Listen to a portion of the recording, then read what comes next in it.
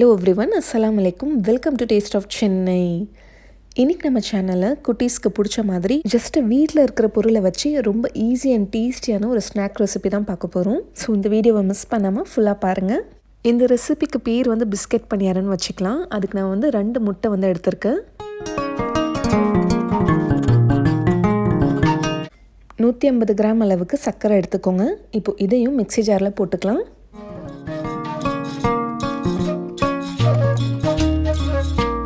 அடுத்தது 1/2 டீஸ்பூன் அளவுக்கு கொஞ்சமாக ஏலக்காய் தூள், அதுக்கப்புறம் வந்து ஒரு பிஞ்ச் வந்து சால்ட் வந்து நான் சேர்த்துக்கிறேன்.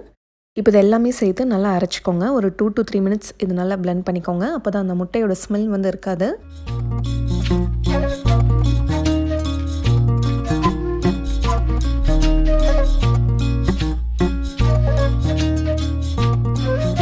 ரெண்டு கப் அளவுக்கு மைதா மாவை எடுத்திருக்கேன். 400 கிராம்ஸ் அளவுக்கு இருக்குது. இப்போ ஒரு பவுலில் சேர்த்துக்கலாம். இப்போ நம்ம அரைச்சி இந்த எக் மிக்ஸ்சரை இதில் சேர்த்துக்கோங்க. சேர்த்துட்டு இதை நல்லா மிக்ஸ் பண்ணிக்கலாம்.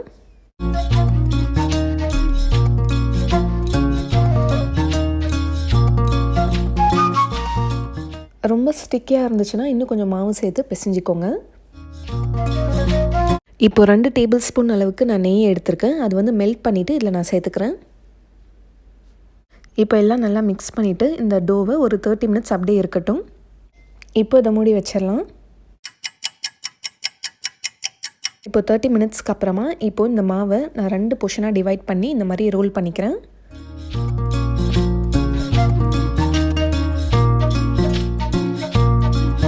இந்த மாதிரி ரோல் பண்ணதுக்கப்புறமா ஒரு கட்டர் யூஸ் பண்ணி இந்த மாதிரி கட்ஸ் போட்டுக்கோங்க.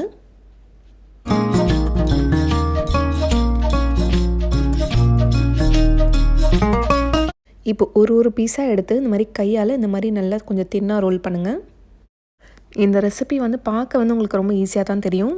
நம்ம கூட வந்து யாராச்சும் இருந்தாங்கன்னா ரொம்ப ஈஸியாக வந்து டக்குன்னு செஞ்சிடலாம். ஒரு ஆள் செய்கிறதுக்கு வந்து கொஞ்சம் கஷ்டம் தான். இந்த ஒன்றுனா பார்த்திங்கன்னா இந்த மாதிரி செஞ்சுட்டே வரணும்.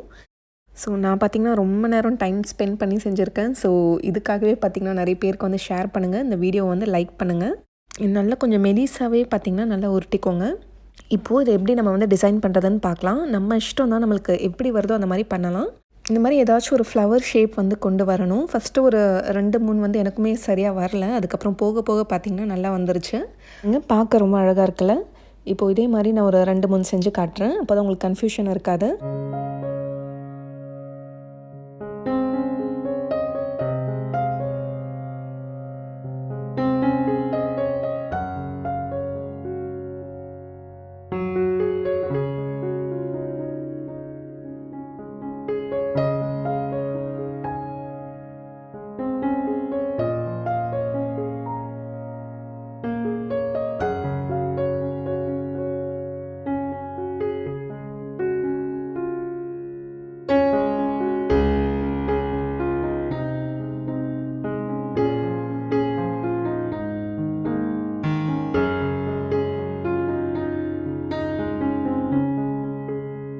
இப்போ ஒரு போர்ஷன் வந்து செஞ்சுட்டேன். இப்போ இதை வந்து நான் ஃப்ரை பண்ணி காட்டுறேன் உங்களுக்கு.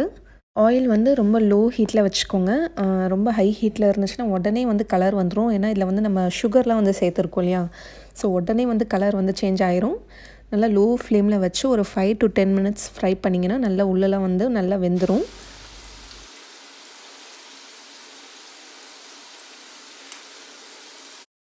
இந்த ஷேப் பார்க்குறதுக்கு எவ்வளோ அழகாக இருக்குல்ல. லைட்டாக ஃப்ரை ஆனதும் இன்னொரு சைட் திருப்பி போட்டுருங்க. ஃப்ரை ஆகும்போதே பார்த்திங்கன்னா உங்களுக்கு நல்லா ஸ்மெல் வந்துகிட்டே இருக்கும். பசங்களுக்கெலாம் பார்த்திங்கன்னா இது பார்க்குறதுக்கே நல்லா இருக்கிறதால ரொம்ப விரும்பி சாப்பிடுவாங்க. இந்த மாதிரி லைட் கோல்டன் ப்ரௌன் கலர் வந்ததும் எடுத்துருங்க. இதுக்கு மேலே விட்டிங்கன்னா ரொம்ப வந்து கருகிரும். டேஸ்ட்டும் பார்த்திங்கன்னா அதுக்கப்புறம் கசப்பாக இருக்கிற மாதிரி ஆயிரும். ஸோ இப்போவே எடுத்திங்கன்னா நல்லா உங்களுக்கு கிறிஸ்பியாகவும் இருக்கும், நல்லா சாஃப்டாகவும் இருக்கும் உள்ள. ஃப்ரை பண்ணதும் வந்து இதை சாப்பிடாதீங்க. சூடாக வந்து சாப்பிடக்கூடாது. இதை நல்லா வந்து ஆற விட்டுருங்க. அதுக்கப்புறம் சாப்பிட்டிங்கன்னா ரொம்ப டேஸ்டியாக இருக்கும். இதே மாதிரி நான் எல்லா பேட்சஸும் ரெடி பண்ணி ஃப்ரை பண்ணிட்டேன்.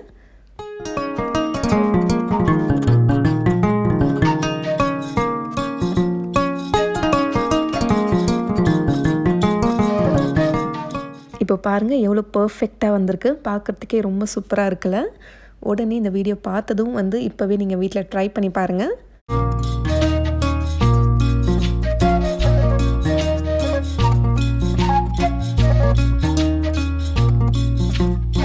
கிறிஸ்பியாக ரொம்ப டேஸ்டியாக இருக்கும். இது ஹோம்மேட் ஸ்நாக்ஸ்ன்றதால பசங்களுக்கும் பார்த்திங்கன்னா ரொம்ப பிடிக்கும். இது வந்து யாராச்சும் நம்ம வீட்டில் வந்து ஃபாரின் போகும்போது நீங்கள் வந்து ட்ராவலுக்காக ஸ்நாக்ஸ் அனுப்பணுன்னா இது வந்து நீங்கள் வந்து செஞ்சு கொடுத்து அனுப்பலாம். இது 1 மந்த் வரைக்கும் பார்த்திங்கன்னா நீங்கள் வந்து ஸ்டோர் பண்ணிக்கலாம், கெட்டு போகாது. இந்த மாதிரி நல்ல ஒரு ஏர்டைட் கண்டெய்னரில் ஸ்டோர் பண்ணிக்கோங்க. இதை நீங்கள் செஞ்ச உடனே உங்கள் வீட்டில் இருக்கிறவங்க எல்லாமே பார்த்திங்கன்னா காலி பண்ணிடுவாங்க. அந்தளவுக்கு ரொம்ப டேஸ்டியாக இருக்கும். இது நீங்களும் வீட்டில் ட்ரை பண்ணி பாருங்கள். எப்படி வந்துச்சுன்னு சொல்லி எனக்கு ஃபீட்பேக் சொல்லுங்கள். ட்ரை பண்ணிங்கன்னா மறக்காமல் ஃபோட்டோஸை எங்களோட இன்ஸ்டாகிராம் பேஜ் டேஸ்ட் ஆஃப் சென்னைக்கு சென்ட் பண்ணி வைங்க. இதே மாதிரி இன்னும் நிறைய இன்ட்ரெஸ்டிங்கான ரெசிபீஸ் நம்ம சேனலில் வரப்போகுது. அதெல்லாம் நீங்கள் மிஸ் பண்ணாமல் பார்த்துட்டே இருக்கணும்னா நம்ம சேனல் டேஸ்ட் ஆஃப் சென்னையை மறக்காமல் சப்ஸ்கிரைப் பண்ணுங்கள். நாளைக்கும் இதே மாதிரி வேறொரு சூப்பரான ரெசிபியில் சந்திக்கிறேன். தேங்க்யூ ஸோ மச் ஃபார் வாட்சிங்.